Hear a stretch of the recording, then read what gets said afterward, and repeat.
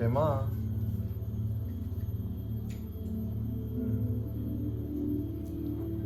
So today we have a video about the journey from seemingly individuated consciousness forward, or expanded to realizing itself as the Absolute.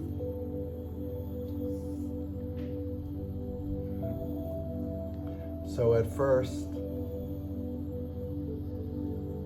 if this was our setup at birth, we're only cognizant of the five senses. What we can see, touch, hear, taste, feel.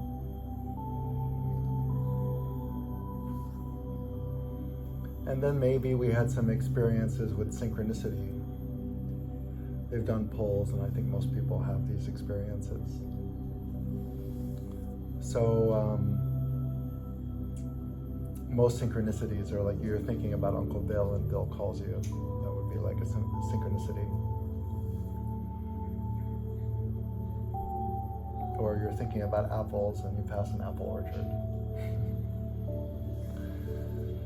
So I would even say it's like first order synchronicity, like that's the gateway to synchronicity, where you start to realize there's a pattern here, or like the universe and the separate sense of self, there seems to be some relationship. And before it just seemed there was the exterior world and the interior world, and the two are not connected.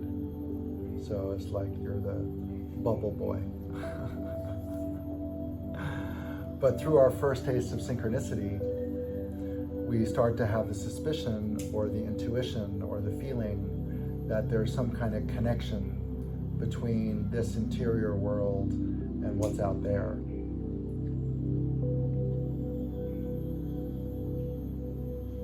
And in the process of Kundalini sadhana, these synchronicities intensify, and they become more multi-layered and multi-tiered.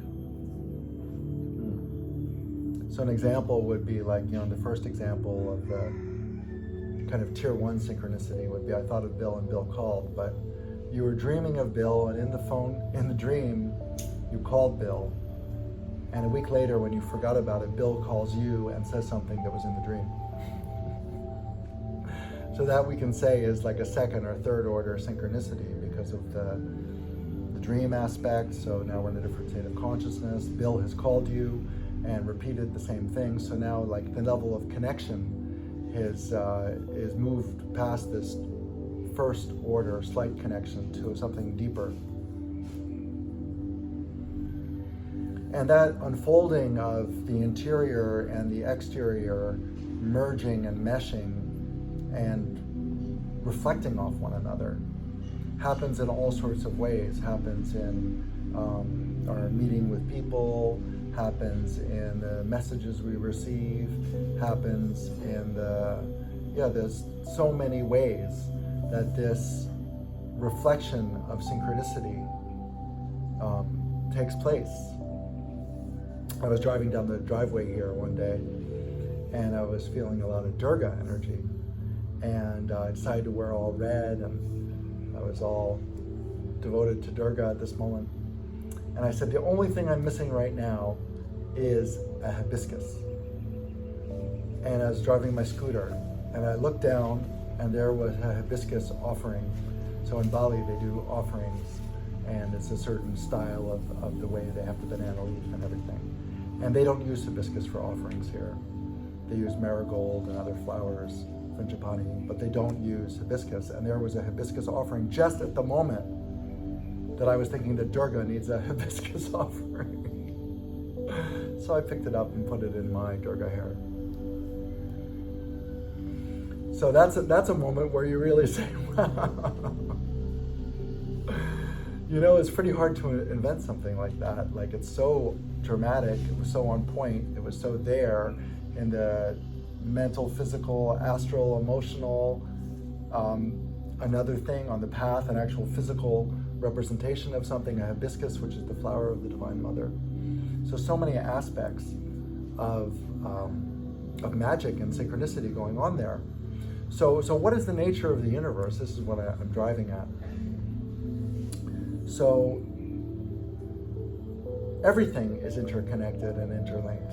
You know, the people say oneness. So one is just one, like the absolute one, just one, no ness. And oneness is like the feeling of one, almost one, kind of one.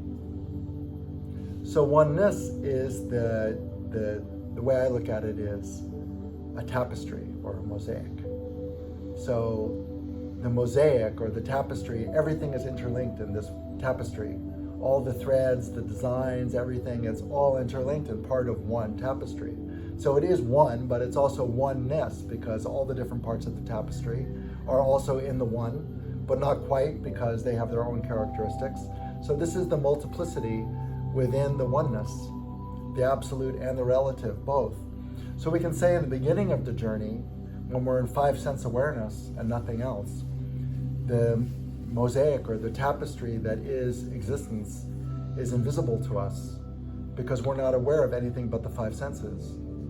But slowly, as the Kundalini sadhana progresses, we become aware of this interconnectivity between all things, dream states, people, nature, the internet, Facebook.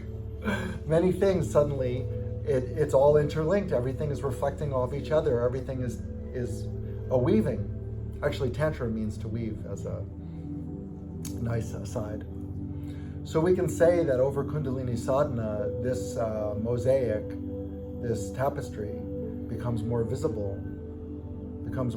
to us. We see this oneness, and we also, it's not, again, the externality and internality start dissolving. So it's not a tapestry that is external to ourselves. We see the tapestry external. No, we feel this tapestry, we see the reflection of this tapestry, and it's a reflection because we are in the tapestry as well. We are in what seems like to us the nucleus of this tapestry where all these things are revolving around. The threads and the stories and the expressions.